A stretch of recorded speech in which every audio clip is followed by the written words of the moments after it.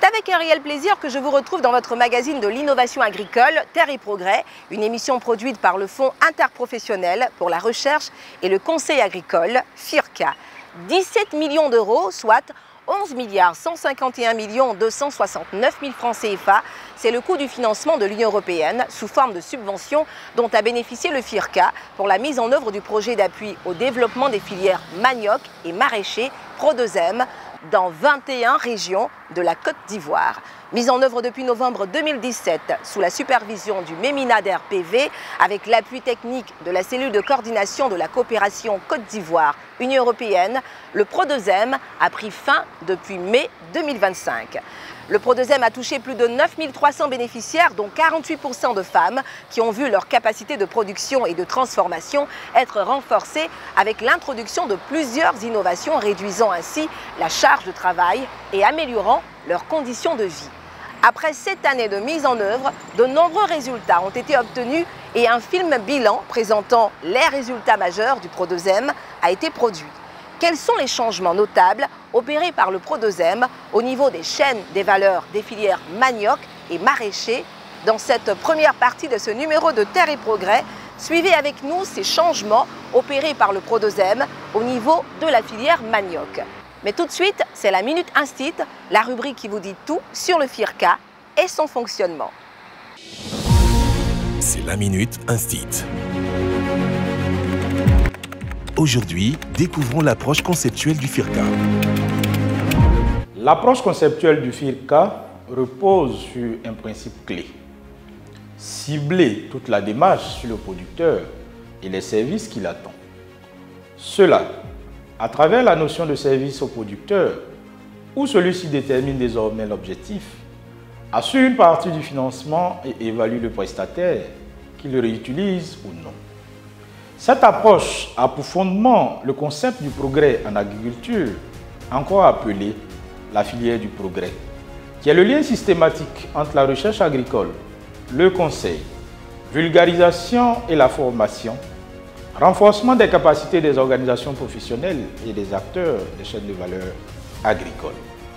Ce système est bâti avec un nouveau regard sur le producteur, où cet acteur n'est plus dorénavant un simple bénéficiaire, mais aussi un partenaire, un client et même un commanditaire.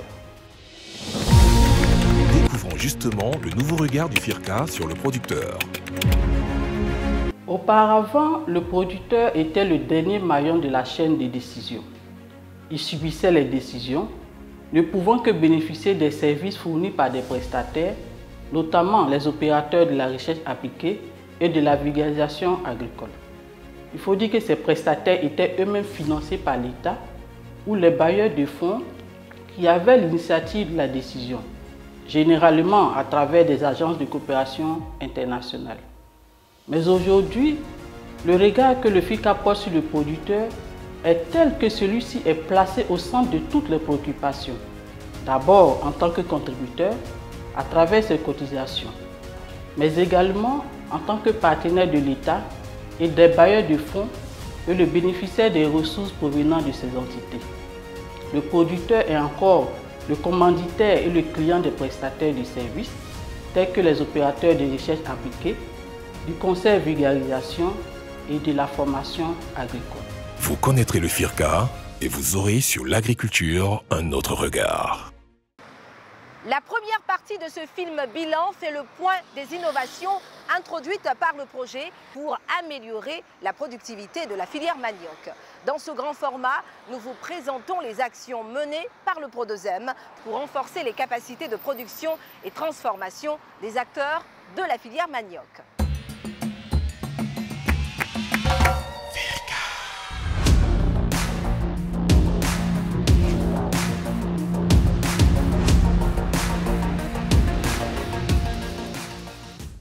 Il a reçu 5 variétés. Sika, Ampong, Caribou, Accra Banki et puis Olekanga. C'est la variété qui est là, Olekanga. C'est une très bonne variété. Elle est super bonne pour l'attiqué, le foutou, très sucré et produit beaucoup à l'hectare. Et tout ça, c'est les racines qui vont comme ça. Donc bientôt, on va avoir beaucoup d'argent ici.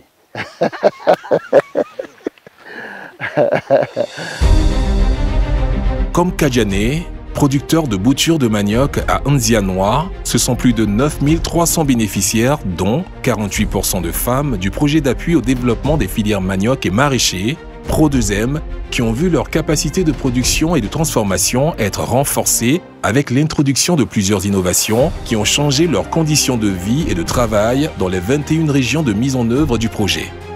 Pour la filière manioc, des actions ont été menées pour améliorer la professionnalisation des acteurs. Ainsi, un dispositif de production de boutures saines impliquant le Centre suisse de recherche scientifique, CSRS, et 67 pépiniéristes ont été mis en place pour la production successive de plus de 7 millions de boutures de base et plus de 88 millions de boutures commerciales. Ces boutures, issues de 17 variétés performantes, Yavo, Olekanga, Sika, Ampong, Bronibanki, Otuia, TMS, Bayéré, etc. et présentant de hauts rendements et de fortes aptitudes à la production d'atiéké et de placali ont été introduites en milieu paysan.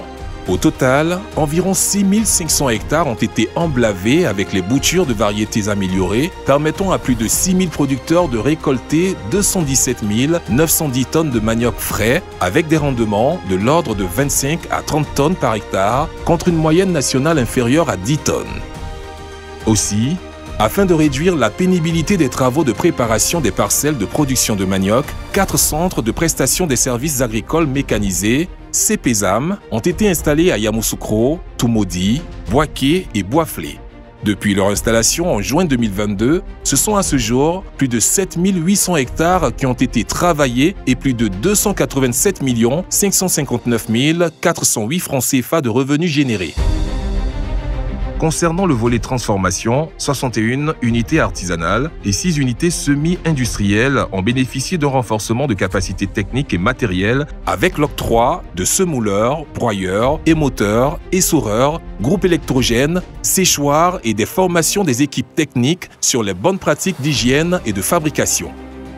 Toutes ces opérations de renforcement des capacités ont permis aux bénéficiaires de produire environ 70 000 tonnes de produits dérivés, dont 56 000 tonnes d'atiéké et 14 000 tonnes de placali. Grâce à Pro2M qui nous a vraiment soutenus, qui nous a donné des équipements, une broyeuse qui nous permet à broyer sur place, des ossereuses. Avec le soreur manuel, quand on commence le matin à 6 h, il faut jusqu'à 14 h pour qu'on finisse d'essorer. Mais avec ces appareils, ça nous permet de travailler plus et vite. Et ils nous ont donné une camionnette que voici. Avant, pendant la période d'anacat comme ça, pour avoir ce manioc, on peut faire 2 jours, 3 jours. Ils sont en train de faire leur campagne.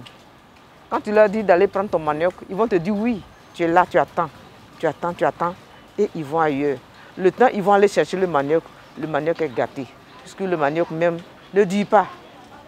Le manioc a une vie de 3 jours. 3 jours déjà, la couleur change. Et en tout cas, ça nous fatiguait beaucoup. Ils nous ont donné un groupe électrogène.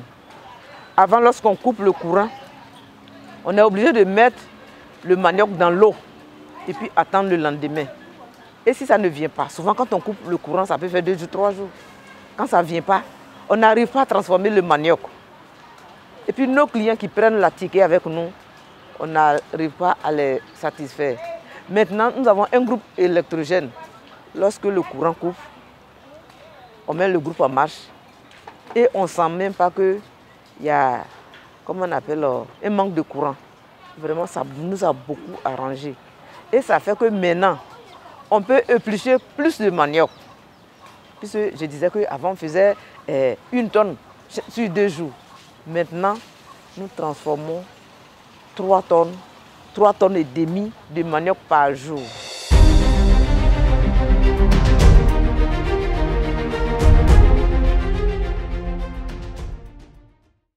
Un dispositif de production de boutures saines de manioc avec 88 millions de boutures produites, 4 centres de prestation des services agricoles mécanisés, CPSAM, installés et fonctionnels, 66 unités artisanales et 6 unités semi-industrielles renforcées. Ce sont autant d'actions menées par le Prodosem pour contribuer à la professionnalisation de la filière manioc. Terre et Progrès, c'est fini pour aujourd'hui. Ne bougez surtout pas, retrouvez tout de suite Firkana pour la rubrique Le saviez-vous. Vous pouvez revoir ce programme sur nos différents réseaux sociaux en tapant le Firka, le tout attaché. À bientôt pour un autre numéro de Terre et Progrès.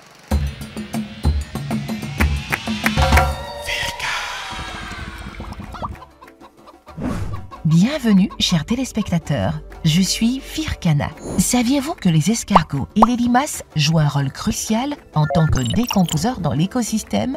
Contrairement à ce que l'on pourrait penser, leur régime alimentaire ne se limite pas à nos salades et choux du potager. Ils ont une alimentation diversifiée et se délectent des matières organiques en décomposition, comme les feuilles mortes, les débris végétaux et même les carcasses d'animaux qui comportent des nutriments essentiels dans le sol, tels que l'azote, le phosphore et le potassium. Une fois qu'ils les ont digérés, ils rejettent des excréments riches en éléments nutritifs dans l'environnement. Alors qualifiés de détritivores, leurs excréments sont ensuite disponibles pour les plantes et autres organismes du sol, contribuant ainsi à la fertilité du sol et à la croissance des végétaux. Je vous dis à la semaine prochaine pour de nouvelles découvertes.